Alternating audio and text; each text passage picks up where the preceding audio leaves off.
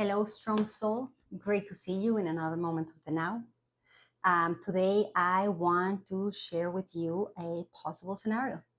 Possible scenario that may resonate with some that may be going through a bit of a loop or feeling stuck in situations that seem repetitive, like either the same situation or different situations that are confusingly similar, or they have like a common theme beyond you being part of all of them. So I will leave up to you to discern what's the role that you're playing in all of these situations where you keep seeming to be the protagonist or somehow involved. Yet what we're getting at today is, what if emotional maturity was your way out? What if you're desperate to get out of a situation or overcome something and you've tried everything, right? You're like, you've worked hard, you've tried to communicate, you've tried to take a different approach, blah, blah, blah. Like, whatever your particular situation may be looking like, and you're still like, I feel like stuck. I still feel like same things keep happening. Well, one way in which you can change a situation for good and for once and for all, it doesn't mean that it's not going to play out. It means that it's going to impact you very differently, if it even impacts you, is emotional maturity. Because when you emotionally process yourself and mature, you stop entangling yourself to the degree where things get to you so much. You just cherish your freedom and your personal peace so much that it takes a lot to get you involved in something. So, the less you're entangled in things, the more peaceful your life looks like, and then the less situations you keep looping through, like, oh, this person always does this, or oh, this situation always repeats itself. There may be an emotional blind spot that keeps getting the best out of you in those situations. So here, the first pointer is like, mind the self-absorbance. When we're self-absorbed, we feel that everything is about us, everything is doing this, and it's personal, where people could just be moody and you're walking like, you see how everybody treats me? It's like nobody's treating you any way different than they're treating themselves. They're the ones struggling. It has nothing to do with you. But when we're self-absorbed, we can't see things from another perspective that are not totally personal, and that is makes us very prone to more conflict or more problems or more situations. So either self-absorbance or people pleasing, where you feel that it's about you or that it's up to you. The only thing that is up to you is your own well-being, because if you're fine, you'll probably be adding to your circumstances or your environment, and from there you are unable to control how other people respond to your behavior or to things that you do for others. From there, the self absorbance can also come when we have been developing ourselves in a certain area that gives us entitlement, right? So when you become very good at something, you may get entitled in that area of your life, or without noticing in other areas of your life, and forget that you're still a student of life, that you're still an apprentice. So again, the self-absorbance makes us feel that everything is against us, or everything has to do with us, or everybody did this because of us, whereas maybe people just kind of had a tough day and they forgot about you. It wasn't necessarily personal. But again, mind the self-absorbance, it makes us very biased. So here we're being invited to go back into the apprentice, being like, okay, I may be super developed in this, and I may be great at this, but there's other areas of my life that are asking for my attention. And that's where the emotional maturity comes in, because it takes vulnerability to assess that we may be off balance in other areas, that there may be other aspects in our lives that we need to mature.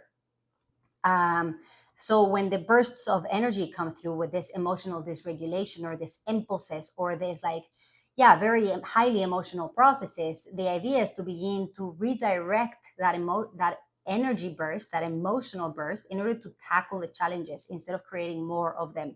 Instead of fighting fire with fire, going into a space of self-observation to tackle that energy burst in a way that it profits or benefits your personal growth, your evolution, your maturity, instead of adding more to a situation that is clearly not benefiting you anymore.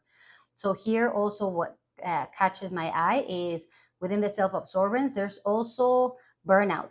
There's also exhaustion. Like, we have been working indeed in certain areas of our life, whether it was to bring prosperity and financial stability into the household, or develop ourselves in some sort of skill or some sort of job, or worked very hard to sustain relationships and maintain the peace. Like, this could look different for different people, but the idea is like, there's definitely a burnout. And that's where we're feeling maybe that, oh, I keep trying and this keeps happening, or this aspect of my life keeps repeating, and blah, blah, blah. So it's like we may be overdoing one thing and underdoing the other one. And what's going to bring you to balance is emotional maturity. So it's like detach yourself from the situations, withdraw, retreat, rest, recharge, recalibrate emotionally, and begin to bring more self awareness into your emotional reactivity. You may be super balanced in some aspects, but you may have some blind spots, and whenever they're touched, it blows up exponentially. So it doesn't matter if you're super stable on three legs, because if the fourth leg of the table is not balanced, the table's still going to be crooked.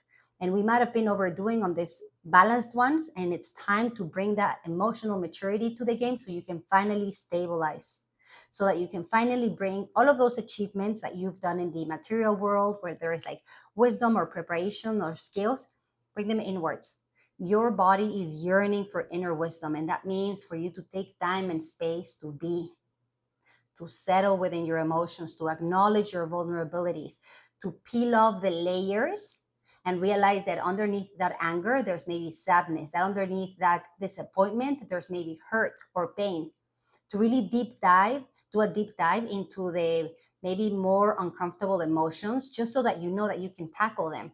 Instead of trying to prevent being blown up and being angry because a situation is trespassing you, is own that emotion so that you can tackle that challenge in a more conscious way. Be wiser about the situations in your life. It's not all about like intellect or intelligence, it's also wisdom. It's also how you navigate your inner worlds, how you navigate your fires, how you balance the fire within you. Nobody's saying put it out. We're saying if it blows up out of proportion, it can burn, right? So the emotional maturity is learning how to keep the fire to warm you, but not burn down the house. So emotions, again, they can heat us up, and sometimes that's needed to take action. And there's that burst of energy that we need in order to do something.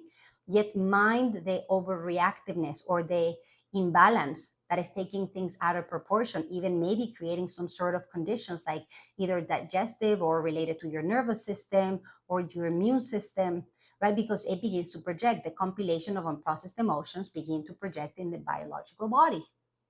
So as you take care of your emotional body and you mature that, it takes less of a toll in your mental and your physical body. So do keep in mind that emotional maturity is a great way out of tough situations that keep repeating themselves. And that's how you achieve true freedom, by learning that it's not people triggering you, it's the triggers within you that you were not aware. The trigger is within you. Anything outside of yourself is just stimulating what's already within you. So when you work within, you're able to assess and navigate yourself much more consciously with much more wisdom than just being at the stake of whatever's happening outside of yourself. It's like if you don't lock your house, you're at the stake of anybody who knows how to turn a knob. If you have a great alarm system and you've worked yourself inside out, you're not that concerned all the time of anybody breaking in, right? And that's your nervous system, that's your emotional system. Whenever somebody says something that I don't want to hear, I get upset. That's a very vulnerable space to live in, versus like I've worked through my confidence and I understand that if people attack me, unless I've done something to trespass them, it's mostly a projection. It's mostly them not having worked on themselves. But here's where discernment comes in, humility, to be the apprentice, to never get over our heads sometimes, because we read a lot of books and we think that we understand, and we're in this philosophical um, castle where we think we understand everything, yet at an emotional level, we're pretty imbalanced and we're just soothing ourselves philosophically without doing the actual emotional work. So I commend you if you're on the journey. It's not for the faint of heart. Emotional maturity takes courage, it takes a lot of strength. And that's why the crew is here, to validate and support us. You know, like we always say, there's people behind us that are just getting started, and there's a lot of people ahead that have also lightened up the way. So that's what we do. We pass it on. Um, and yeah, emotional maturity may be the way out, um, towards your freedom, evolution of your soul.